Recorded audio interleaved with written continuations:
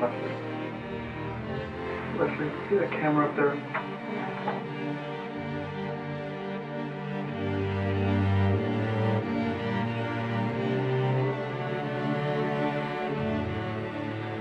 So I went up and I called 911. And I didn't go to the basement, but when I was on the phone, I could see that there was blood across the family room floor. And Jennifer's school bag was by the basement steps.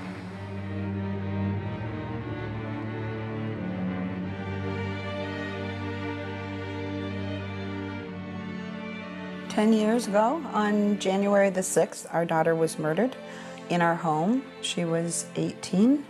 Her name was Jennifer. It was a horrible act of violence. She'd been shot. She had been shot in the head. Our lives changed horribly from that time on. Your mother, you know, she has a sweet tooth. Oh, does she? So, yeah, oh, yeah. Oh, yeah. After our tragedy, it left us with just Brian and me and Mason to put the family back together as best we could. But that was a pretty difficult task given the fact that Mason was 20 at the time, and after the murder of Jennifer, he was arrested and tried and found guilty of murdering his sister.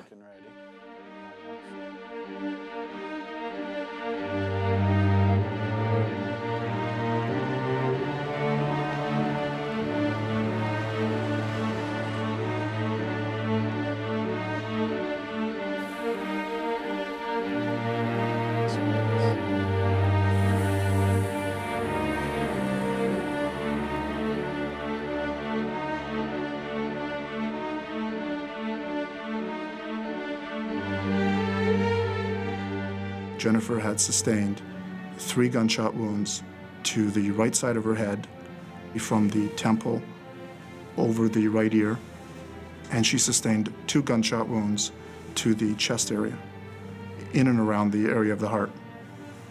And those were that was the cause of death. She screamed, and there's blood in this, and there's a trail down the basement steps. So I went down the basement, and that's when I saw Jennifer. Don't use your fingers. Don't use your fingers. Get your finger out of there. Did you wash your hands? Absolutely. Not.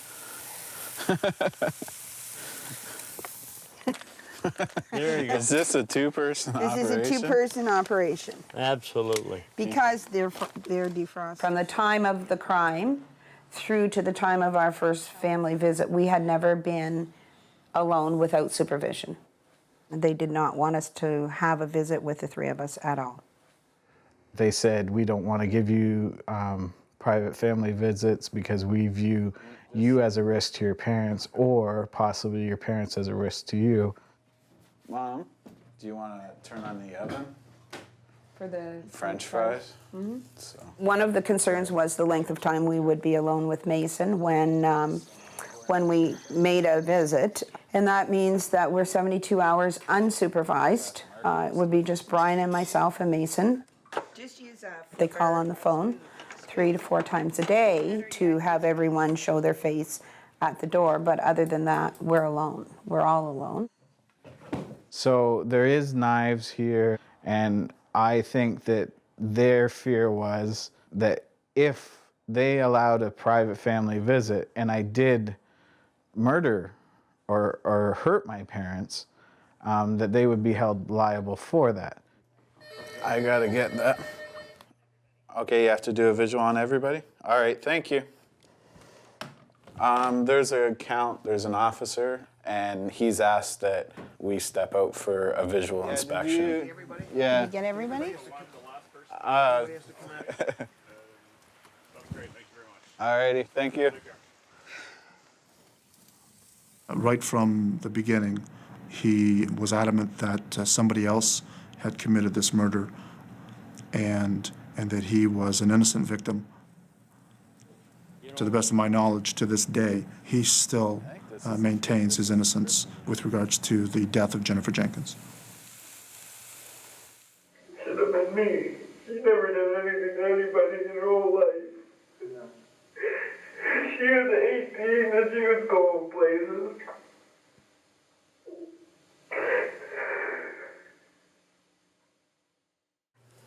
For what we're about to receive, may the Lord make us truly thankful and ever mindful of the needs of others. Amen.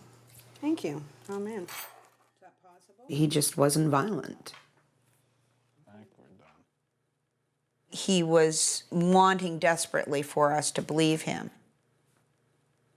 So it was out of the question in your mind that it was a deliberate act of murder on Mason's part? Absolutely. Absolutely. I just can't imagine. I can't imagine that he would actually hurt Jennifer. Can you think of any reason why he would? No.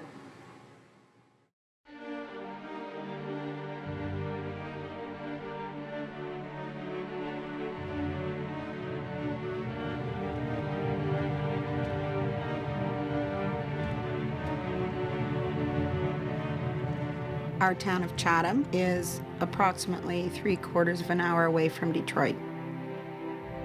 I think they call Detroit the murder city, and they have approximately a murder a day. And here in Chatham, we have maybe a murder a year. Unfortunately, 1998 was our year.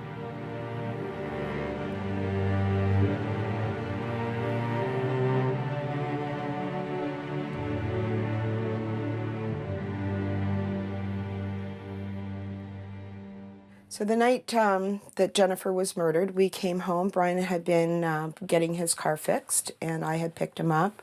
Probably 25 minutes earlier, I had talked to Mason. Mason was sounding fine, very natural, no problems, no concerns. We came into the house. Brian went one way, I went the other, and then we called for the children, and the house was fairly dark. Nobody answered us at the time. And then finally I came to the basement and decided that we would have a look downstairs to see where they were and what was going on. So I went partway down the stairs and looked to my left, and I saw a body. 1715 ambulance emergency. Yeah, it's 28 Jasper. There's blood in basement. We need help. Okay, what's going on? My husband can't, I don't know, he's in the basement. There's blood, it looks like. Two kids? Two teenagers. Okay, are they conscious, talking? Brian, are they conscious? No. No? Listen to me, ma'am. It's Jennifer, it's my... Pick up the phone. Hello. Hello. Okay. Where is she right now? She's on the basement floor. Okay. Blood is coming out of her, like it's stopped, but it's soaked up. It is. Okay. You're absolutely sure she's not breathing? She's not breathing a thing. What's her color like? Well, she's white. She's white? Her head's, it's covered in blood sort of thing, and there's no life here at all. There isn't. All right. Is she on her back? She's on her back now, yes. Okay, then. What I want you to do is I want you to just gently tilt her head back, put one hand on her forehead. What? Tilt her head back, sir, yes. Okay. Well, she's kind of cockeyed here. She is. Oh, my God, Jennifer. Oh, honey. Oh, shit.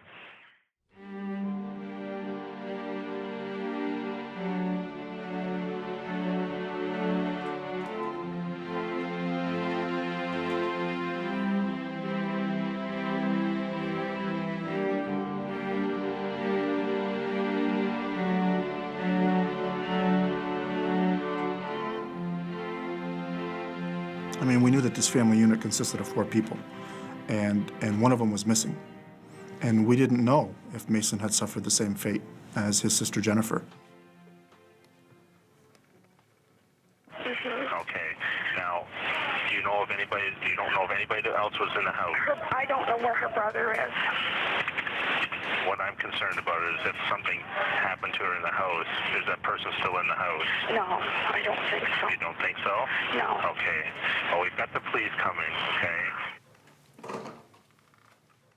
For all we knew, Mason may have been shot as well. He may have been shot and been able to make it to the backyard or a neighbor's yard or in a bush somewhere, and we didn't know where Mason was.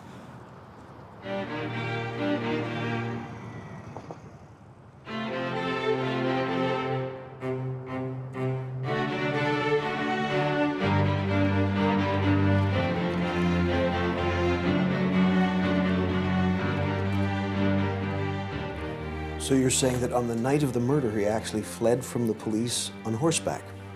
Correct. I went to my cousin's house, and so I saddled her horse. But I wasn't really trying to hide, and I wasn't really trying to get away. You know, when you ride a 1,200-pound animal through the middle of the city, across 3 or 4 major intersections, you're not really trying to hide. The death of Jennifer, occurred sometime between 4 in the afternoon and basically 5:10 p.m. We needed to get as much information as possible as soon as possible. You okay, Brian? Yeah. My first interview with Brian was approximately 7:30 p.m. That was, 2 hours, 2.5 hours from the incident. Camera up there? Yes. I know this is difficult for you. Do you remember what she was wearing when you went downstairs? Well, that's it. Like she had a pair of slacks on.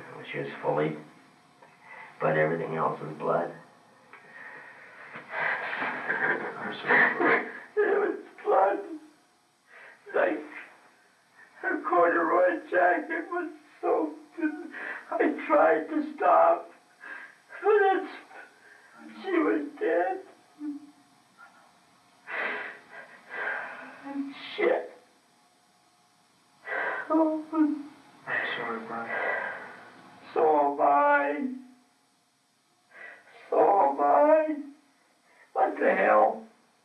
You have a family and then you don't have a family, so what? What the hell? We haven't done nothing. We don't deserve this.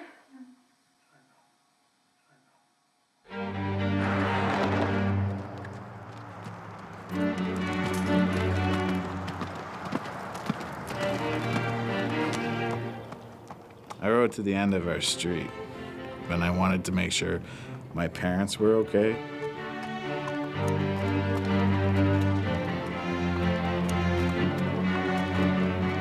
I decided to go from there because all the police cars and stuff were still there. I just needed time to think.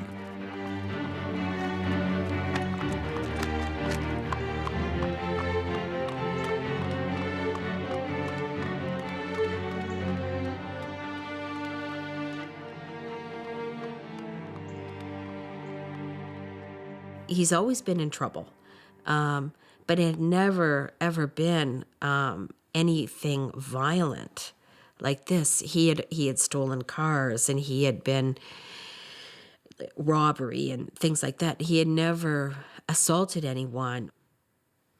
We just couldn't believe that Mason could do such a thing. The violence part, Leslie and I were drilling and going over and over and over. The violence part has never been violence. Never, ever, ever. And even him. Like the violence has been behind the wheel on escapes and different things, but no violence.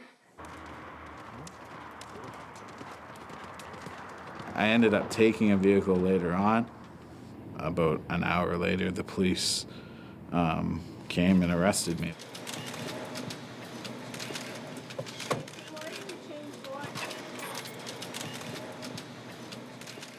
Mason, this is Detective George Vieira. I'm here to talk tonight. You okay? My knee's swollen out a little bit. What happened to your knee? It happened with all this stuff that went on. You okay? I was young and I'd never been through interrogation or anything like that before. How are you doing? Not good. I really want to be with my family. I know. This is not an easy time. No.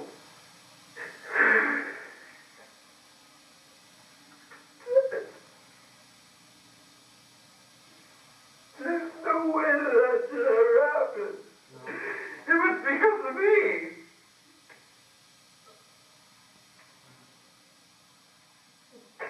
I know you feel really guilt about that. I don't want to go. I don't feel like I want to go on. That's my little sister. During the course of that interview, Mason provided me with a version of events, which basically consisted of he saw a white van pull into his driveway. 4 males came out of the van. 2 of them had weapons. All 4 entered his residence. There was 4 other people involved. It involved me leaving the house, and one of the people went back into the house. I don't know what happened. I never saw what happened because they put me into a van. And basically these 4 bad guys take Mason away and kidnap him. 2 of the people were carrying guns on them. I don't know what kind. When they came to the front door, I fired my gun. I didn't hit them.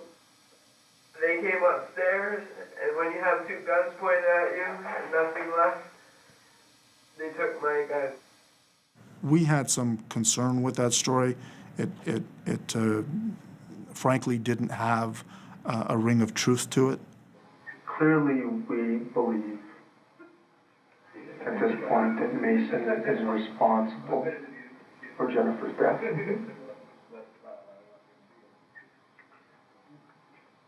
We wonder why.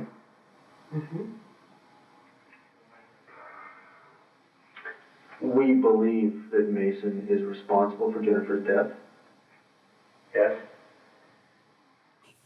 You're trying to support your children, and you have 2 children. One is dead.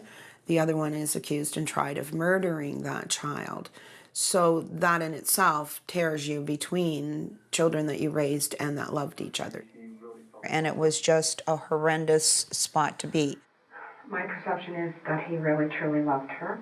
I'm not defending this other gun. I know. I'm not, but also too, like he's got the record, but no record of violence. This is the sister that we're talking Yeah, about. we're sick, and there's no problem with them, other than just normal brother and sister shit. He was not a violent person, so we would have no reason to suspect that he would do this horrendous thing.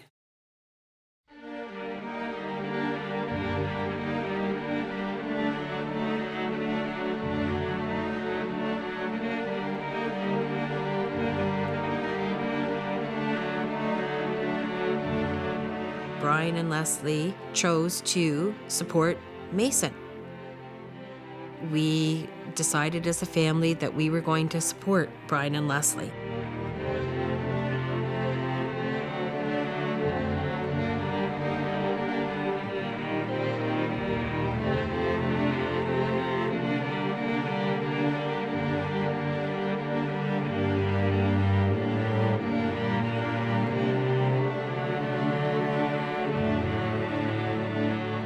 We did have a call from Mason, and he claimed that he was innocent, and at that point it was, we can't deal with this, whether you're innocent or not, we just have to wait, because at that point we were also trying to deal with the death of Jennifer and the arrangements and making a funeral and a tribute to her while we're still being questioned by the police.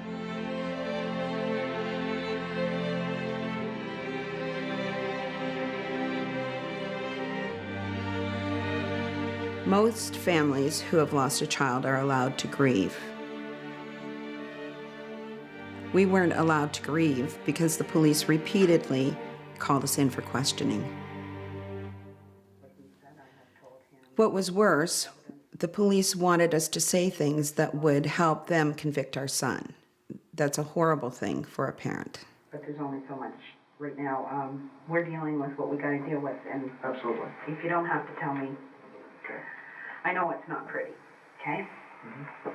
But right now, we sort of need to keep Jennifer pretty. Absolutely. Okay.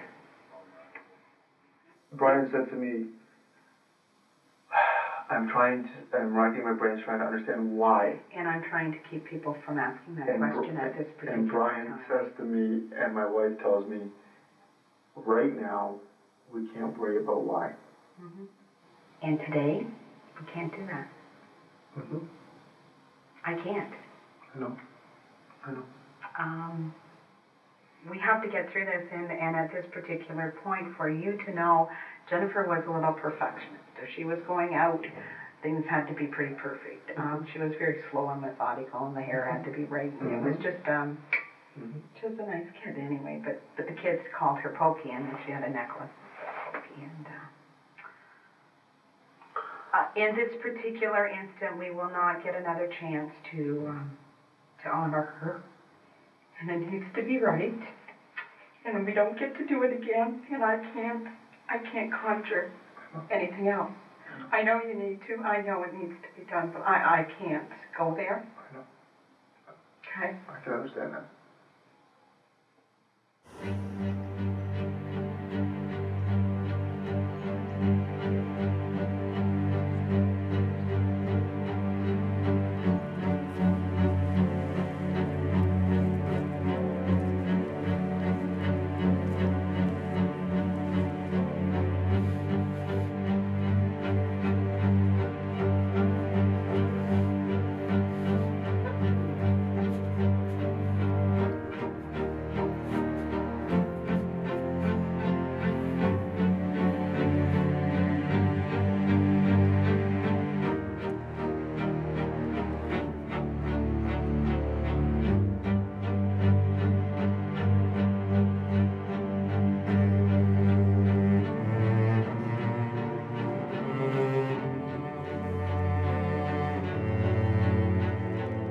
He was a cute little kid. He was, those dark brown eyes. They were both cute as buttons when they were little. Boy, he was a cowboy, and yeah, he loved the horses. And Mason was very mischievous. He was always getting into trouble. He would climb out of windows and climb up trees, and he was very adventuresome. And where Jennifer was, she didn't get into trouble like that. Mason would get in trouble for stealing cars. And oftentimes he would take them, have a little joyride, bring them back, fill them with gas, wash them, and if he could put them back in the person's driveway, he would put them back. A lot of criminals come from homes in which there are serious social problems, drugs, alcoholism, and crime, and so on. Was this the case with your family? No, heck no. We did not partake in drugs or alcoholism or whatever the heck that is. It's Brian. Brian Jenkins calling. Hi. No, you're a valued account of mine. And I'm a sales agent. We sell industrial chemical to factories, transportation, like is in big commercial fleets. No problem. And appreciate your business. I originally started off as going to school to be a public school teacher, and I did that for a while. And then gradually I got into the field of mental health and became a mental health worker. We just were normal folk. We don't. Any criminal history? No, none whatsoever.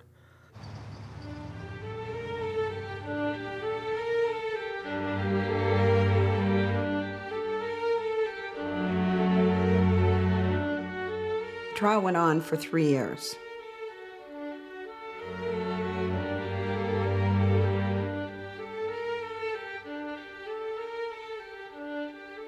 Mason was struggling with the criminal justice system, and we were struggling with a fight just as devastating. After the murder, we knew that we needed to go out, and we knew we needed to be out in public so that we didn't feel ashamed. Acquaintances, good acquaintances or different things would stop dead in their tracks and go the other way. You know, like they see us, you know, 50 feet away, and then it's clear they went the other way to avoid us, like the plague.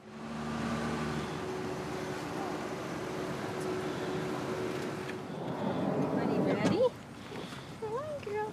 Some of the family could escape the stigma. Brian's sisters, for example, they had married names and lived out of the city, so no one knew that they were connected to the case. Who's that? Somebody ringing the bell? Yes. Oh, look at them. Hey. Hello. How are ya? Come on in. Here's to the clan. Have you seen Brian? It's a terrible secret. And because I don't live in Chatham, and because I'm not a Jenkins, people do not associate any of the crime with me. So I've been able to sort of hide. One night I was out here and I saw something move at the back. My two little girls, they don't even know. My husband's family don't know. But how do I tell them? What are they going to think about me and my family? Because sometimes people can be cruel and they can be very judgmental. For Brian and I, in Chatham, there was no escape.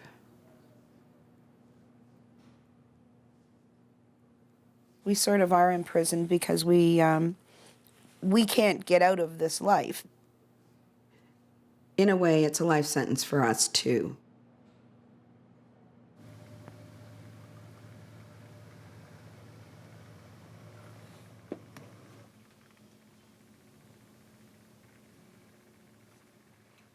Jennifer was murdered in this chair. The chair itself was exactly where I'm sitting. Right exactly where I'm sitting is basically where it was a large wing chair, and it sat right here.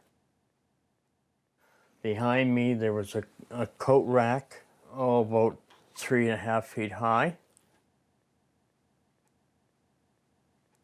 She was doing what she does, is eat popcorn and watch her soap, and the TV was over to the right of the room, and she was murdered. And there's people that have approached us, why in heck would you like to stay in the house of well, that's our home. That's our home. That's all our good feelings and things. Like, we've been here for years, since 1981. And so, never given me a second thought about living anywhere else other than just here. Mm. And then in retrospect, of course, you know, all the rest of the we stuff didn't that think goes. of selling, but who would want to buy it at that point?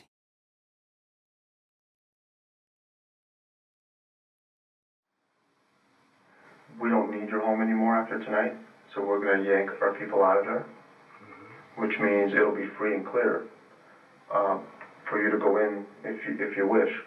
What we're hoping and what we prefer, obviously, is that if you let us go in there and do the cleaning up first before you go in there. Do you have any problem with that? You haven't done any of this cleanup yet. No, and that's why we want you in there. I spoke to... Well, maybe we won't want that. Okay, that's not a problem. That was the issue that I was wondering. Maybe we won't want that. You won't want us to clean that for you? That's right. Okay. That's our home. That's true. And if in fact we get it back at a time and you haven't cleaned anything up, we got a mess to clean up, and we're going to clean it up. And if we have the choice to do it. Yeah, that's right. No, I know. Mr. and Mrs. Jenkins. I know where you're coming from and kindness and everything. That's where I hope you're coming from. Yeah. But you let us decide. I got some clothes in the I'm the last one to see my daughter. And I gotta get back there. Do you understand that? Yeah. So don't you touch a goddamn thing. I don't care if you shit in the place and all over it. It's our home. Understand? So don't touch a freaking thing. We might want you, might not. I don't know. But that's our. We gotta grab onto every inch of anything that we got here to keep this thing sane. The insane thing that it is. So back off. Back off, George. I'm telling you.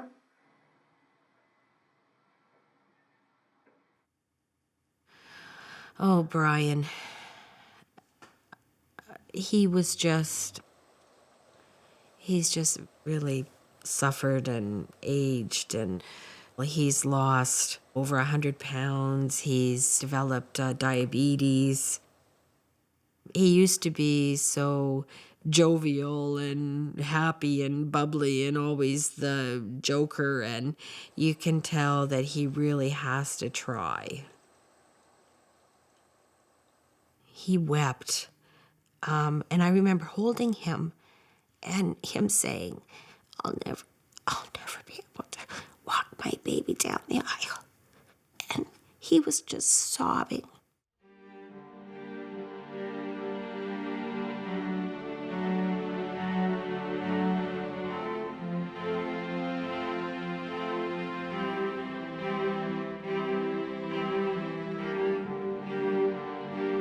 He went to prison, and the appeals continued on for several more years.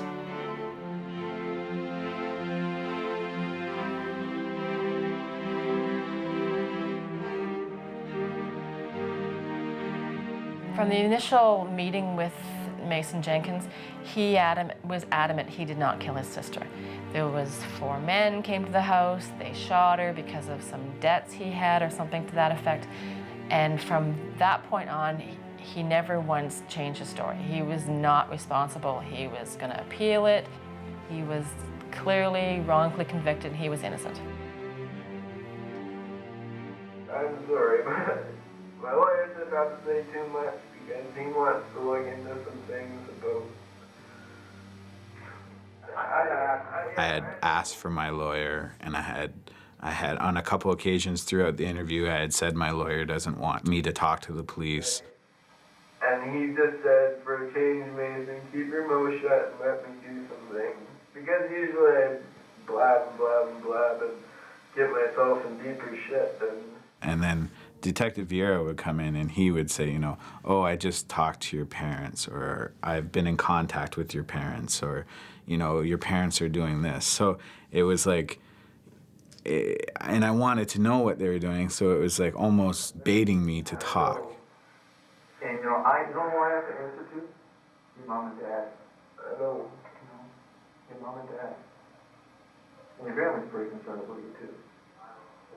Your mom and dad are concerned about you. I don't think I did it, dude. My lawyer, he didn't want it admitted as evidence, and so he brought a motion, and the motion wasn't successful, and the interview was admitted into evidence, and it was played at my trial. It was very damaging. Do not believe that there was anybody that showed up at your house. In a van. What are you trying to say? The story doesn't make sense. What am I trying to say? You're here. Your charges were murder. Right. I didn't murder anybody. I got no reason to lie to you. Yes, you do.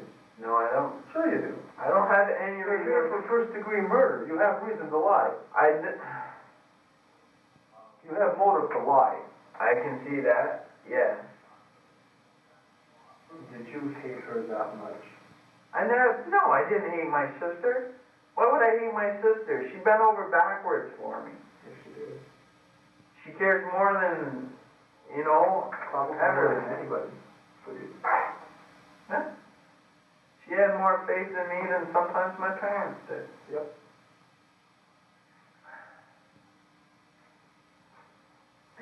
I got no reason to hate her. I got no reason to blow her fucking head off.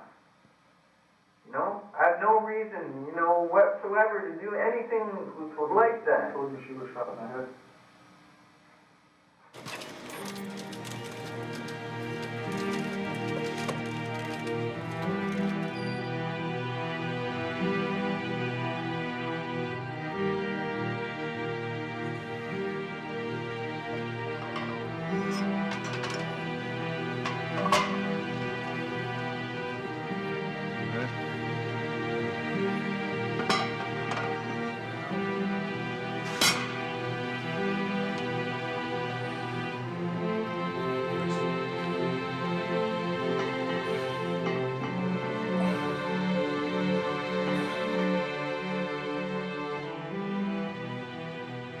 So he just said, I'm guilty. For myself, it was more freeing simply because now he was telling the truth. Brian had put much more into the belief of innocence for yourself, right? Although I've already put the closure to admitting to myself that our son did kill our daughter, and that's good enough for me. And this is as good as it gets for us to move on as a family unit, you know. So, one last thing about this: do you have any idea why he did it? I think it was myself. Okay. I think it was just a terrible, terrible freaking accident.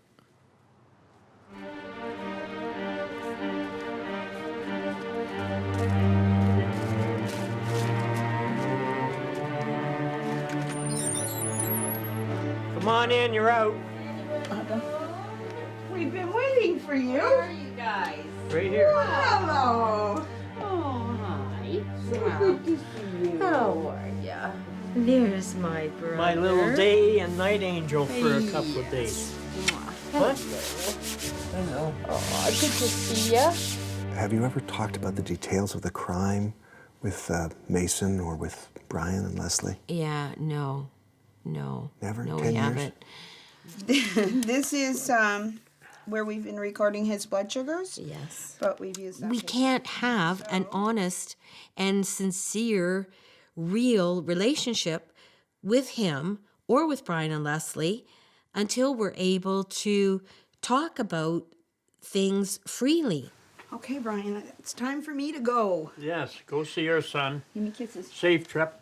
Oh, be good. We Don't are get not caught at a hard people with guns, and we needed to know how the gun got into our house. You know, it was just inconceivable that this would have been anything but an accident.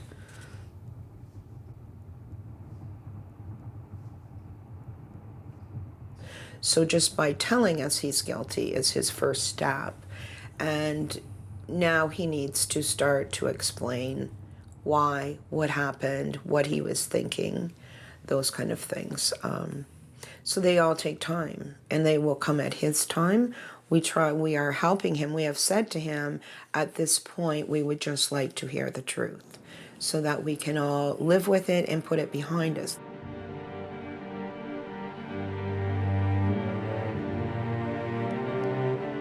I think we just kept it, you know, he's ours, he's our son, Jennifer's our daughter, and in the family unit, it's time to tell the truth, but we didn't go through the steps, step by step. We didn't see the purpose in knowing all the details. There's enough pain to deal with.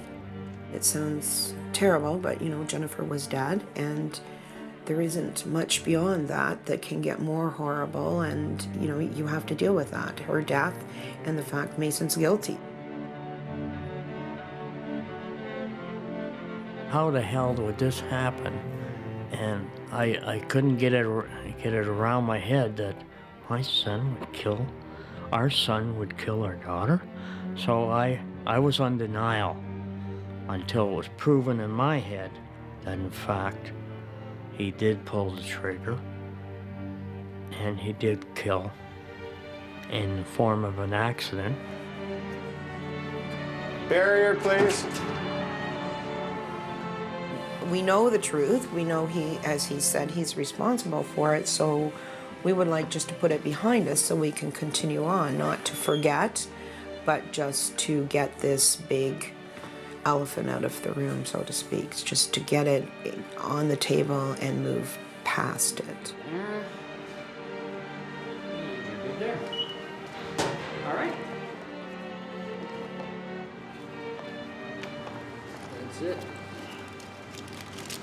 Unopened by human hands? I hope so. Absolutely. You can take that.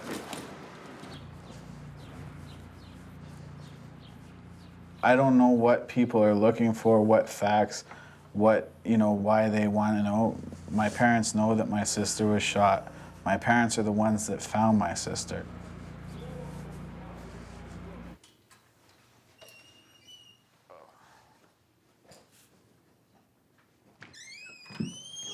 Hello. Oh, hello there, honey. How are you? I'm good. I'm happy to be here. Happy to see ya. There we go. Get the formalities out of the way. The formalities. You have a good drive? Yes, I did. A good drive. A long drive. Yeah, let's put this here.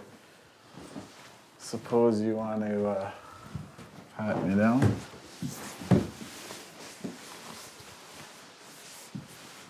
Yeah, you're good. Thank you. Good to go. Good to go? And start lunch now?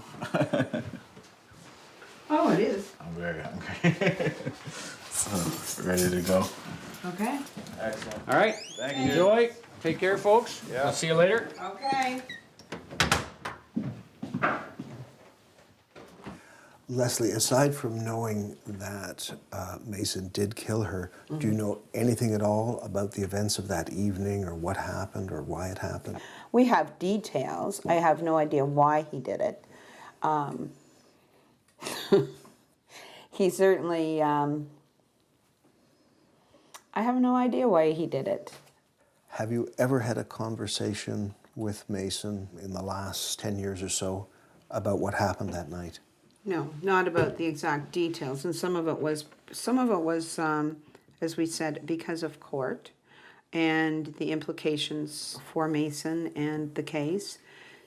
We know that Jennifer was murdered. We know Mason has told us that he murdered Jennifer.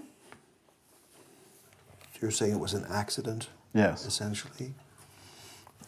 Is there anything that you want to ask at this Actually, we've always said, we felt that it was an accident. We didn't know that. We also thought it was a bit strange that he would leave his sister. We would have expected a 911 call. Obviously, I also understand the panic. We feel badly that he certainly didn't do a 911 call and was not able to see his way clear for that. Do you know anything besides that about what happened? In details at this point, no. We haven't discussed all. But Jennifer was shot. I know Jennifer was shot and multiple times, Yeah. and but you have not provided that explanation as to the details of that. Well, And then that we came home to the point that we Yeah. came home. You haven't given the details of all of that yeah, to the minute we walked back in the door. right. Would you be prepared to share those details? Today?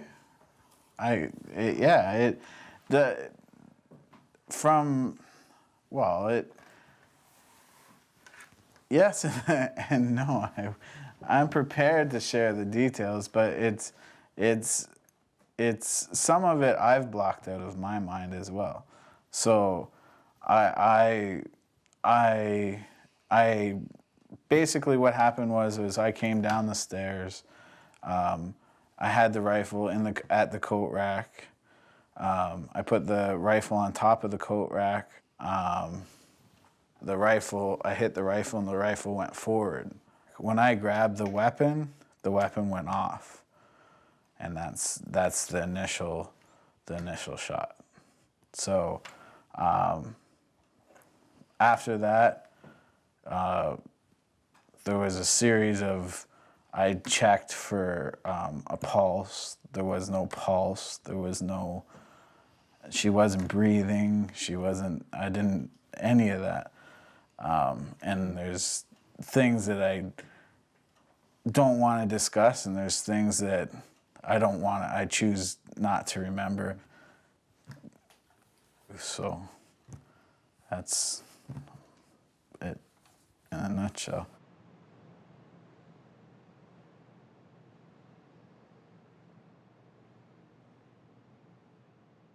I don't believe that he should ever be let out of prison. Mason took Jennifer's life, and he should pay with his own forever. And 15 years is not the price. Or 25 years is, how can you put a price on Jennifer's life? You can't. So he should pay with his own life, and he should be there until he dies.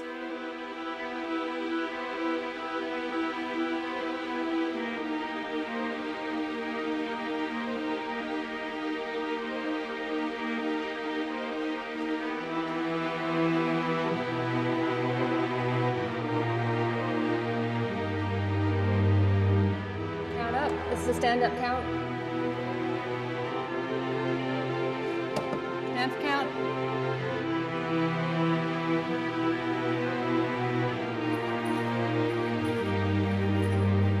I am part of Mason Jenkins' case management team, which consists of himself, his parole officer, and myself. So I have a say in decisions regarding his releases, passes, trailer visits, that type of thing. I also do a monthly report on his progress. And I grabbed the gun, and when I grabbed the gun went off. Then that's when my sister got shot. So she's on the floor. Yeah. And she's clearly, in your mind, she's clearly dead. She was in the chair. And she's in a chair. Yeah. And then what did you do? That part's hard for me to talk about, because I started thinking about what can I do, and then for some reason it's like, I'll make it look like somebody else did it. When I came up with a story, I'm like, well, somebody isn't just gonna shoot somebody once. So that was the hardest part. I was multiple shots. So, but because when you go to the parole board, you know, they're gonna go through step by step, every little thing. Yeah. And some of it I think they're gonna find hard to believe. Yeah. Because I mean, from what you told me, Yeah. your sister and you were really close. Yes. So for me, I find it hard to believe that you could just shoot her and then just leave. I was, when I was there, like I said, I was emotional, I was upset. I checked for vital signs, I checked, I cried, it was emotional. Because to me, someone who you loved and your sister who's so close, to point a gun at her and shoot her 4 more times. Afterwards, I know. And then I think, did you move the body and to move her? Yes. He dragged the body down into the basement from the living room, and you'll see a trail of blood leading from that chair, leading to the basement. And when you look down, there's a runner on the stairs going into the basement, and you can see blood on the runner going all the way down. The horror. Once some of the facts were released, and how Jennifer must have suffered.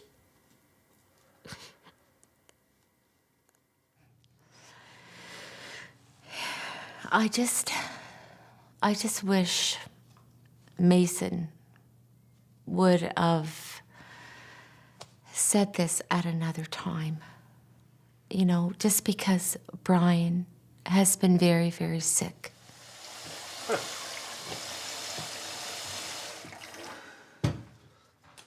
that enough water? Yeah, I will do. I'm gonna go see. I don't think you have any aftershave. Brian needs his strength and his mind to get better from being sick. Did they really need to know at 11, 10 years later? Because they have. They've lost their family.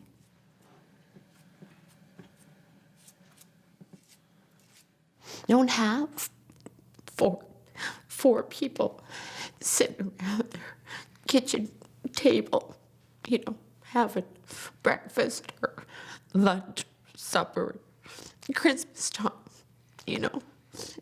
Nobody sitting around the tree with them. Easter. Maybe you can go out dancing now. You're all cleaned up. Okay. Why did you hold to the idea of his innocence for such a long time? Because I wanted to believe. Because I wanted to believe that fact. But it was truly the understanding of why this would happen at all on just when it was on January 6th, and then Mason and his sister were together at Christmas, and the admiration of each other. I could stand back Christmas morning and observe that and the stuff, and then for that to happen like a week later, and it just, so that stuck in my mind.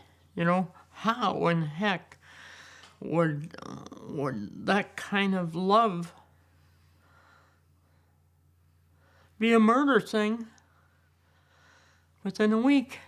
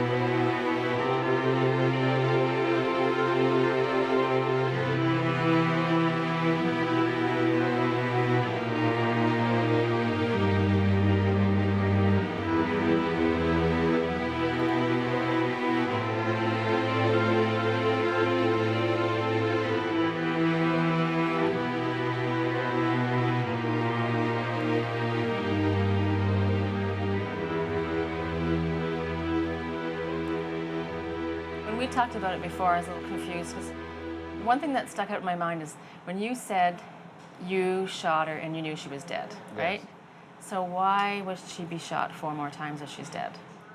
That was because in my head at that time, I thought that if there was more, my story was that there was more than one intruder, and something like that. So it would look more like a gang type. So they would all come in and each one would shoot her? Like 4 shots, like here, your turn, your turn, your turn? No. I don't know, but I didn't know at the time. Because it sounds weird. I mean, I know. if you, But I'm not thinking at that time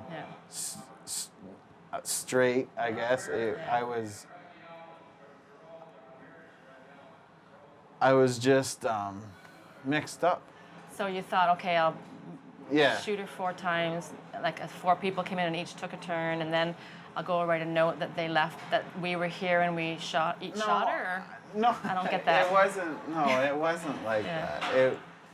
It was, at that time, it was just like, I wrote the note, but I wanted to deflect the blame. I'm just saying, like the prologue, they're going to say, okay, so you shoot her 4 times, thinking there might be 4 people, so each person might have shot her.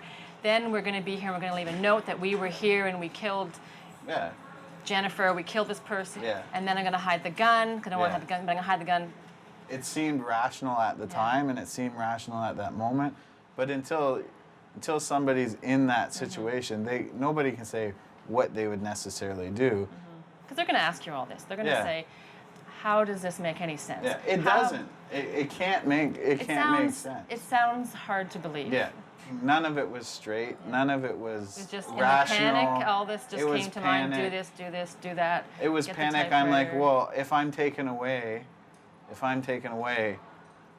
how did I have time to, I even thought about this later on. How did I have time to write a note?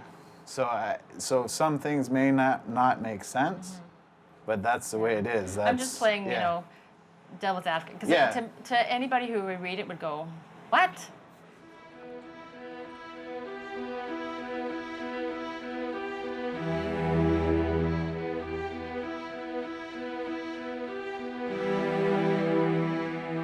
Not only did he shoot his sister, but he shot her 5 times, and he shot her with a single-shot .22 rifle. He shoots her in the chest, and then he has to stop and reload the weapon and shoot her again, and then stop and reload, and again, this time to the head, and then again to the head, and again.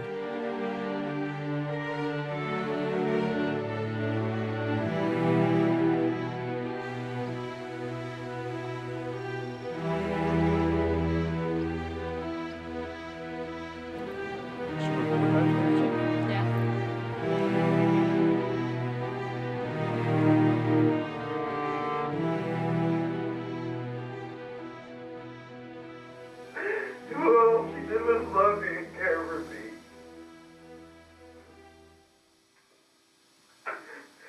And who gets left out? The fucker. Me, I get fucking off scot-free or off whatever. What did she do? She gets bullets in her. Me, the asshole that should have. I'm still alive. I don't care if I'm here or whatever. I'm still alive and I shouldn't be. She should be. She was going places. Jennifer is the child that everybody wanted. All of her friends, all of their parents, it would be if her friends were with her, it was, well, you're okay. You're with Jennifer Jenkins.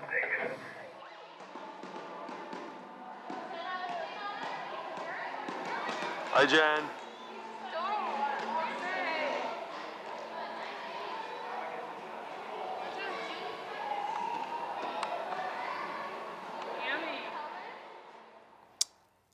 Jennifer, she was such a good person.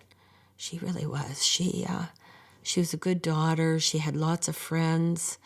She was very shy, so she would giggle and, she just had a really sweet way about her. She was so bubbly and everything, and this circle of friends and she seemed to be the focus, and they just came. Jennifer was the magnet of the girls. We decided we were going to go and look for a wedding dress for me. And so she helped me pick out my wedding dress. And that's a memory that I'll cherish forever.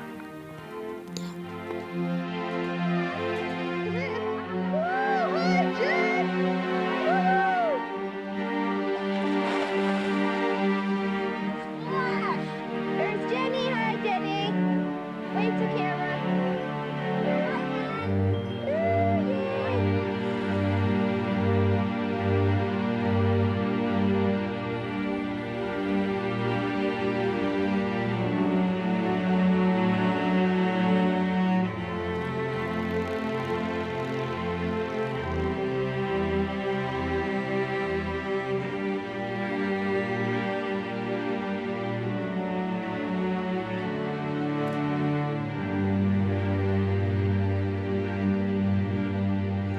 Every year on the anniversary of Jennifer's death, my mom and my dad and I set time aside, and we make sure that we have contact that day and that we all speak on that day.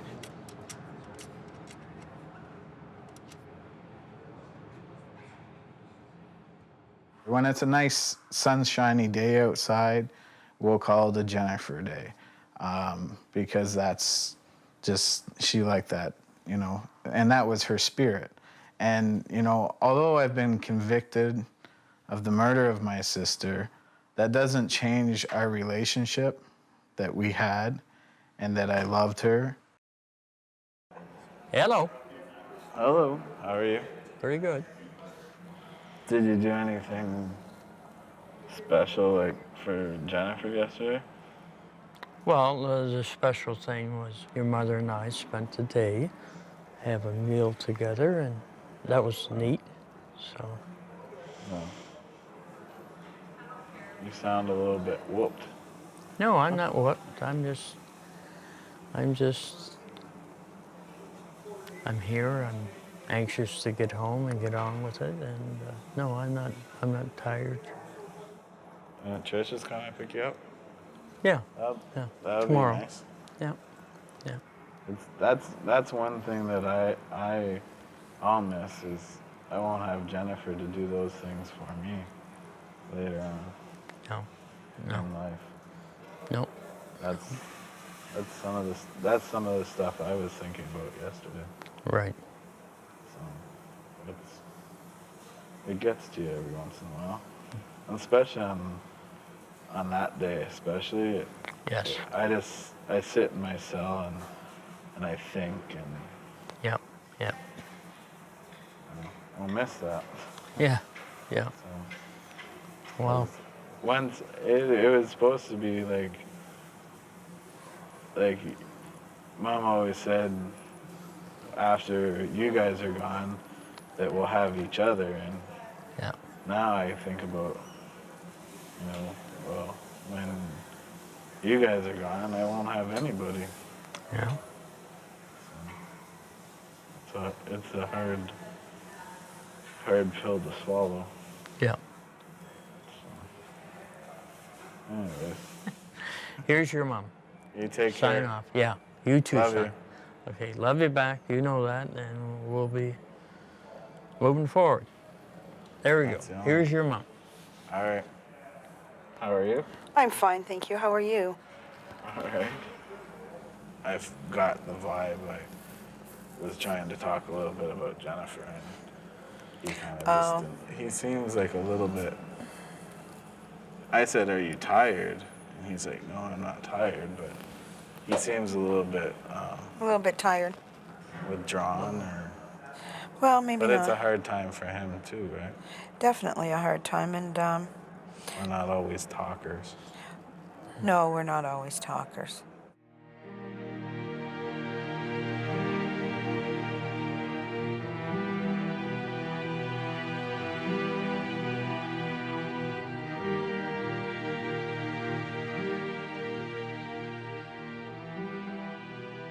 How do you raise two kids that are so different? They were both taught the same thing. They were both treated the same.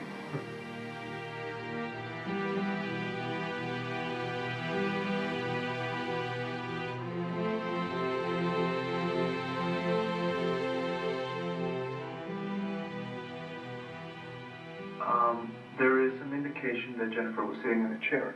There's big indication of Jennifer. I know that. But that's not where she's found. No, it is not. And she was placed where she was found. And we once again ask ourselves why. That's right. And we say to ourselves, not only that, but it was covered up. It was covered up. And that is something that I have. Hitman that comes to your house. Exactly. They don't take time to cover it up, and I did say that to Mason. Like, not going to care. But, and please don't be offended by this, because we have to look at every possibility. I will tell you. I know, because it was after the fact that we saw the chair, that we saw the blanket. Yes. And what an odd picture it makes. If she had been left in the chair, we would have walked in the door and found her. Right away. That's right. And the person didn't want you to do that. Mm-hmm. The person wanted whoever was coming in that door to keep coming in. Mm-hmm. And you were supposed to be the next one in that door. Mm-hmm. Mm-hmm. Yeah. And that thought has been there too. And we here, after talking to many people, we have many more people to talk to, say to ourselves, one of the possibilities is that either mom and dad, or just mom, was also a target. because the not that I sound cold or callous or insensitive. Jennifer is on that carpet for one reason and one reason only, and that is to keep her from being seen by the person that comes in that door. That is the And that is the only question. reason. You know that we called to Brian's mother, and we called in fear. You know that? That you called Brian? Well, you know that we said, did Mason do this? If Mason did this, Mason's not here. Where is Mason? What has happened? What terrible thing has happened? Right. We called to Brian's mother thinking, what if he went out there and what if basically we're looking at a madman on a rampage? Exactly. All right? Exactly. So this is not bizarre and unnatural for you. It's a thought that's crossed your mind as well. My fear. The police suspected that his plan was to kill each and every one of us. And they came up with that one fairly quickly when they started their investigation. It's not one that we have ever really felt was a valid. It's always there. He was never tried. They didn't sentence him. It was in the trial, but he wasn't charged with that. But it seems to keep coming back. As you know, the theory of the Crown was that Mason intended to murder you as well as your wife, and there are still some concerns that if and when he gets out, he might try to finish the job. Have you no concern about this? No concern whatsoever. No concern, and I believe my wife has no concern whatsoever about that issue.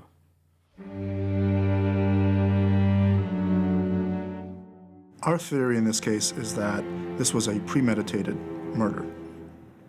On the dining room table, 2 documents, 1-page documents, very simplistic, and basically those documents are 2 wills, and these wills both say, if I die, everything I have goes to my spouse. And if we should both die, then everything that we have goes to our son. What do you read from that? What do you think that says? Basically. I don't know.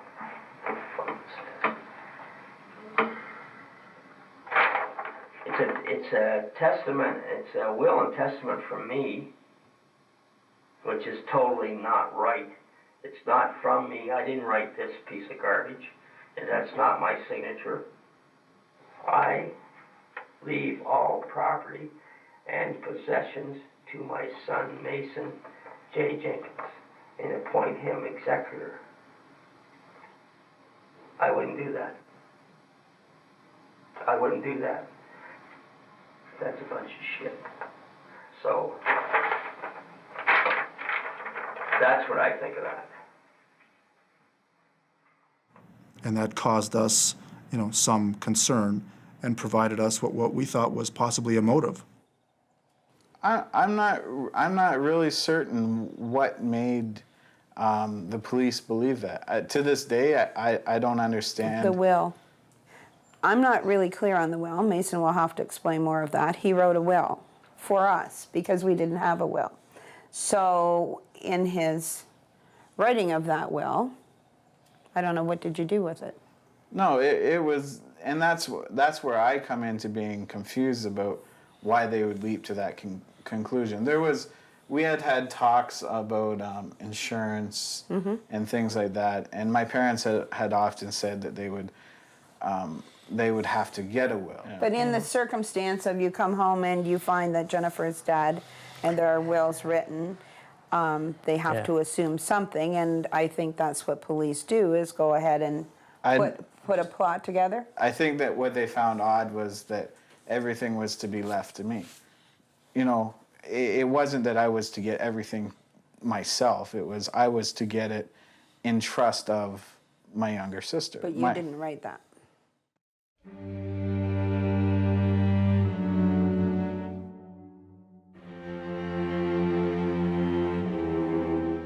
I had come up with a story, a lie, of what I was going to tell to the police and what I was going to tell to make this whole thing believable and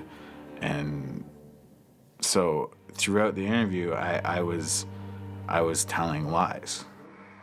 I went upstairs and I grabbed my gun because I could see when they're getting out of their van that they had guns.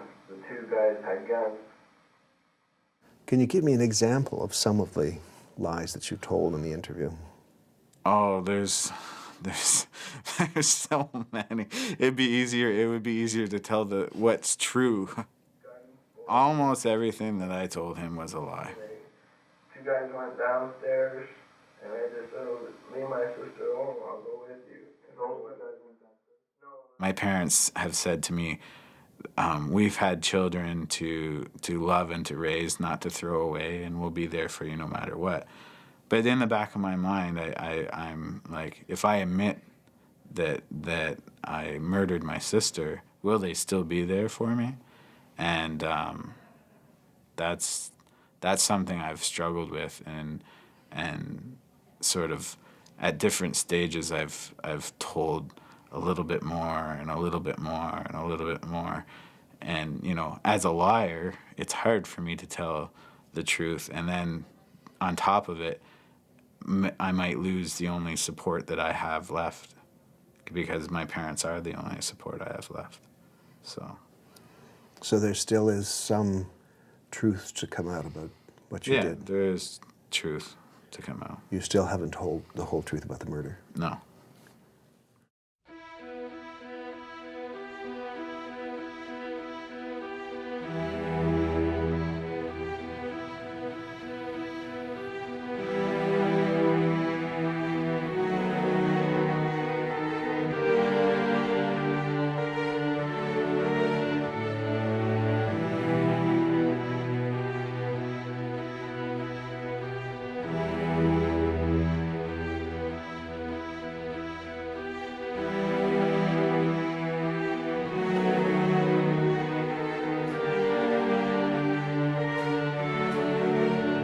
So what's going on? Yeah, it's always the first couple minutes seems to be hard to talk for some reason. I don't know why. Well, there was some stuff that sounded a little bit hard to believe. So why don't we start over? Well, what happened? Like, yeah, it's not. When I got out of prison the last time, I came back to my family at Christmas time. Right. So that whole time was a confusing period of time in my life for me, because it's Christmas time. There's a lot of pressures from family members, and there was a lot of questions in my mind of, you know, certain things were going to be successful, or certain people I saw were being successful and I wasn't achieving what I wanted to achieve. So in my mind, and it's hard for me to talk about it now, because in my mind I thought about, and I hate to admit it, but I did think about killing my parents. That was a thought. you thought about actually? Yeah. Really? And it was something in my head that seemed like it was the only alternative for money at the time, or it was just like at a very confusing time. If I do this, I'll get the money, and then I'll get the respect, and then, you know, things will sort themselves out. And I thought about it, and I thought about it. I planned it. It was, and nothing with my sister though.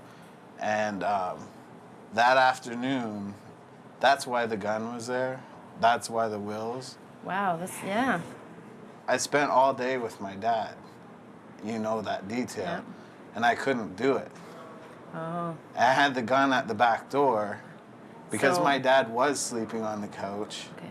So what was the plan? You were gonna kill your dad, and then. And then my mom would come home, and then then kill her. and then I would leave. Right.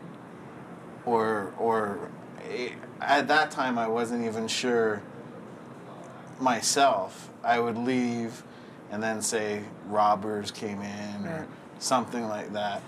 So tell me, I'm confused. So, Yeah. okay, you couldn't do it with your dad, and he left to get the car, right? He left he left with my sister's friend right. to come home to get Okay. the car. Mhm. And then when my sister came home, we just talked like normal, how her school day went, that kind of stuff. She went downstairs and she sat in the chair beside the TV. And I went downstairs and I was gonna take the gun and put it in the garage because the gun was loaded beside the back door, and that's when the accident happened. And when that happened, I panicked. Right. I didn't know what to do, and I shot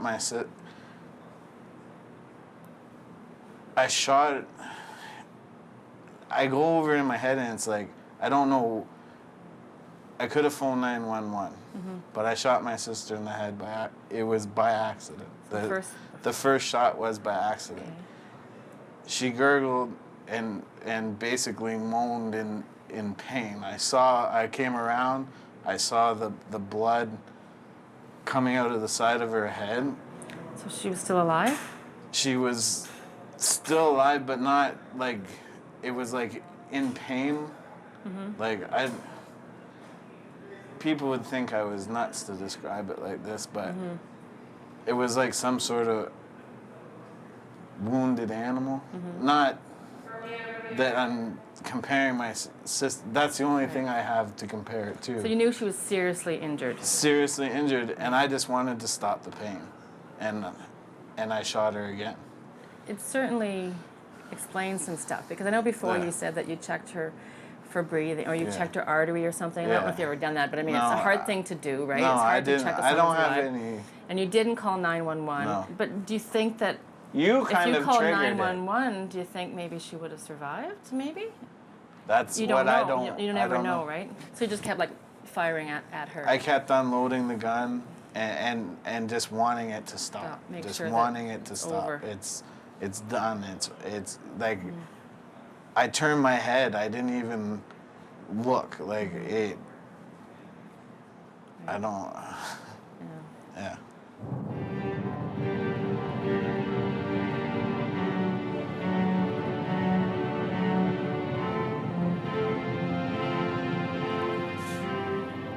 It's been a while since you've been here. Huh? Yeah, I haven't seen the little rascal 9 Mason months. for 9 months. And today's his birthday. Well enough to travel now, and I'm excited. Good.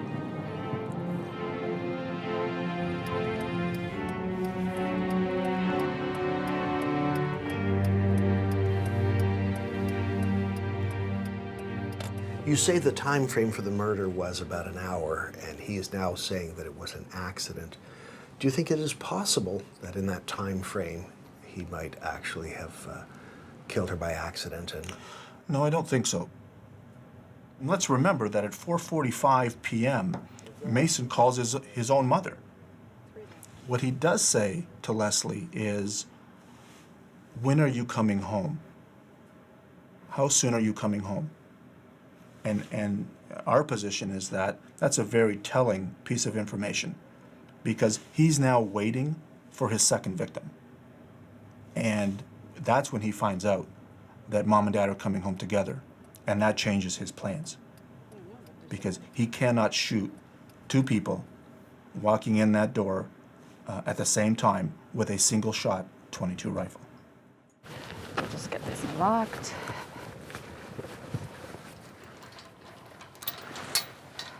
Here we go, home sweet home. Those are big steps. Yeah. Wrong foot. Oh well. Put All right. All right. Yeah. So you want me to go get Mason? When we found out that he had intent to kill us all, that meaning Jennifer, his mother, and his father, it was clear. It was clearer than ever before. Perfect. Do you want to put this back in the corner? There's things that we're going to talk about, and things that I need to talk about, and it's not going to be shocking, I don't think, for me to say that, yes, I did plan to kill you at one point. Hi there. Hello. Hello there. How are you? How are Nice you? to see you both. Well, it's good to see you. It's very good to see you. And I Dad? give you a kiss, but I'm not feeling well. Yeah, you... Are you good? Now, be careful with... around. Good to see you. Good. Good. Put on weight for you. Did you? You're wobbly. Yeah, I am. How's your sugar Good level? seeing you. Good. High, Good. How's actually. How's your sugar? I don't know. You don't I know? just got sick, so it's probably low. Okay. Okay. Good? Thank you. Yep. Everybody. Okay. Good to see you. Yeah.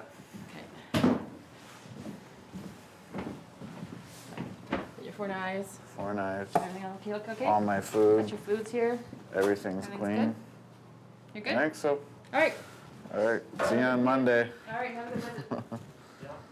Thanks. Take care. Thanks, bye-bye. Take care. Bye-bye. So, here we are. if I'm feeling like this, I don't know if we'll be able to get through all that food this weekend. Well, if you're not feeling good, darn, Brian, we'll have to do our best. And is it flu symptoms? No. It's not really flu, just sick. So what are we gonna do with the cake? Are you gonna be able to eat that? I'm sure Dad can help. No. Wow. Chocolate truffle. Do you have any idea why he intended to kill you? No. Put it in something. No. I haven't got a clue. Put it in. I would come out and say, what was in your head? Why on earth you would... Number one, you killed your sister, and your intention was to kill us too. Why? Why did you have that on your mind? We were always there for him. Anytime he ran away or he always came home. It was always returning home. So to destroy the one thing that was closest to him, we have no idea why. Want a pillow? Yeah, we'll get a pillow. It's a lot of work, eh? Yeah. I was failing at life. I was failing. I didn't feel that I was being successful. I saw all my friends moving on and moving forward. I felt like a failure. And then my parents would say stuff over the phone that would sort of tick me off. And it was at that point that I had actually, the thought had entered into my head. Well, one way of dealing with the problems is to kill them. I'm not going there. What do you tell me? Thanks, Dave. And that would give me the money, and that would give me a fresh start, and that would give me nobody to question me, nobody to be authoritative, nobody to be accountable to. I could just do what I wanted. Good. Thank you. And so after I got out of prison, those thoughts were still there. And so I went home, and the whole family was there.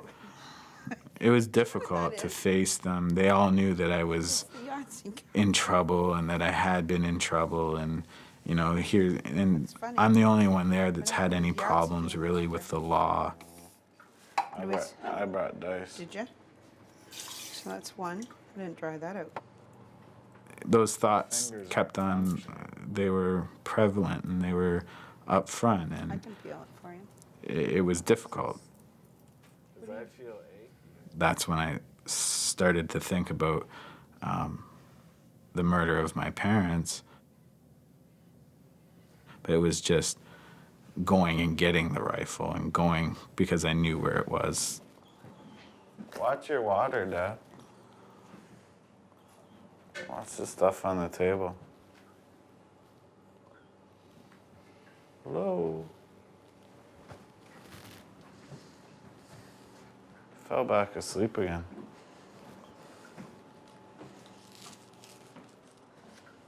We'll have extra. We'll use it for stir fry. How did you know we're having stir fry? I didn't. There you go. Okay. Was this shocking news kind of the elephant in the room that nobody really addressed? Well, it would be the elephant in the room. There's no doubt about it. There's no doubt about it. It's there. He absolutely knows. He made the confession, so he knows, and he knows that we will discuss it. There's no doubt about it. That's good. It's never ending. It's never going to end. You know, it won't end. You put something in there. Really? So it's how do you deal with it?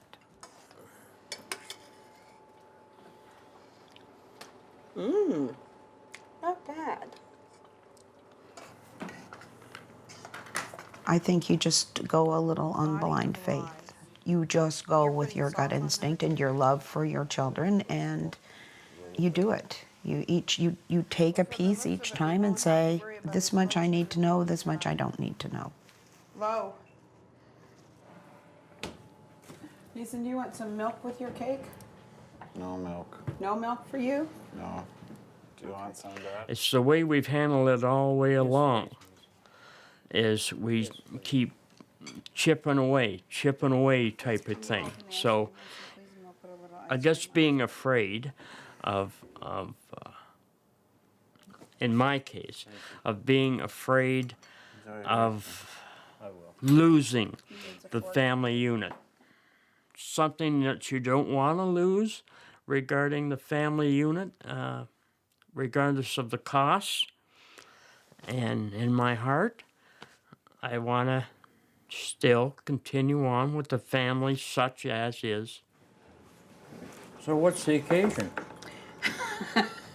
For the cake? Yeah. It's Mason's birthday. Yes. And how old would you be today, son? I don't recall. You don't remember how old you are? Would you be between 31 and 33? That's that would What's be, that number in between?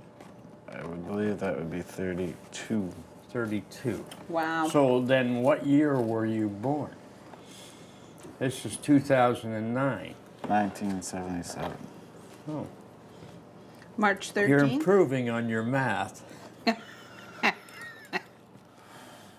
Some people, as you know, feel that they should have broken with Mason. What do you think? Well, Mason is their son. And like, you know, Leslie and Brian have said, you just don't throw your family away. People still shake their heads. Why are you even bothering with your son? Well, all these visits, that's as good as it gets in our life as a family. And those visits are very important as families do need to gather strength from somewhat other normal. So that's our strength is the three of us getting together regardless of what's happened, but keeping in mind of it, whatever, but trying to enjoy the day, you know, because that's as good as it gets for us. Oh, here's that tea. What kind is it again?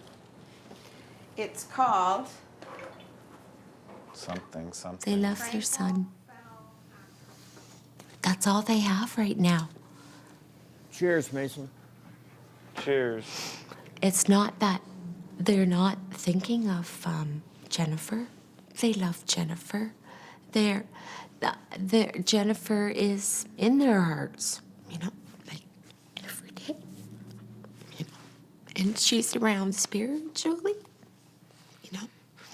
But because she's not here in body, their only child is Mason.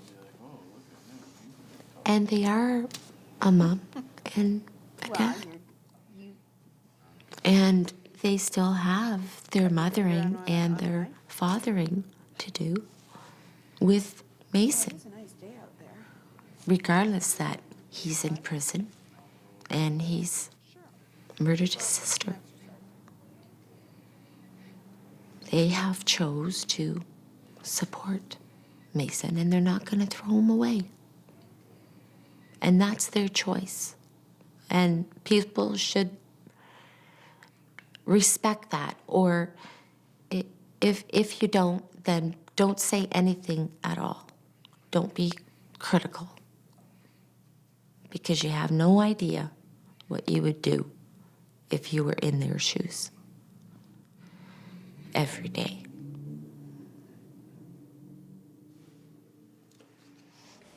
Well, this is nice. We're happy to be here with you on your birthday. And also with you. I have been blessed. You have? I have two wonderful parents like you. There you go. What a crock of shit.